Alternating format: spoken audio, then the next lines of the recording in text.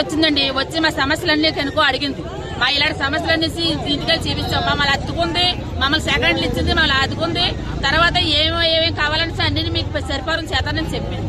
కానీ ఎంపీ గారు వచ్చారు కదండి, రోడ్డు మీద ఆడాలందరూ గెలిచికొట్టుగా వచ్చి కూర్చున్నామండి. గెలిచికొట్టుగా వచ్చినా సరే ఎంపీ గారు వచ్చారు చూడండి, ఆడలను కూడా పెట్టించుకోకుండా పోయాడండి. అంతే మరి మా ఆడలకందరికీ ఏదో క్షమాపణ చెప్పాలి, మరి తిరిగి రావాలా.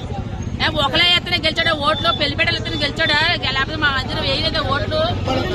అంటే మా ఓట్లు కూడా ఎదిరించి నేను వాళ్ళతో తిరిగి వాళ్ళతో చేసి వాళ్ళతో పరిపాలన చేసి వాళ్ళంతా తిరిగాను. కానీ మమ్మల్ని కూడా పెట్టుకోకుండా పోయాడు.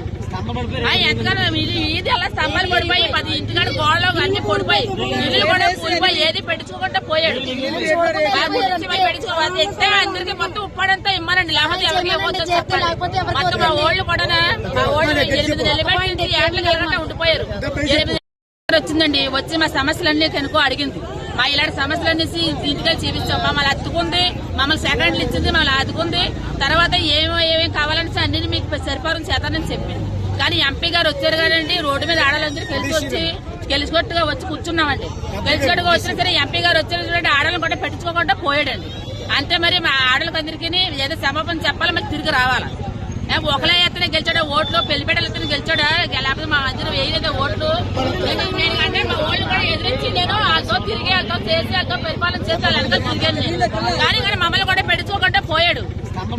ఎంతగానో ఇది అలా స్తంభాలు పడిపోయి 10 ఇంటికాడ గోడలో అన్ని పడిపోయి ఇల్లు కూడా కూలిపోయి ఏది పెట్టుకోకుండా పోయాడు.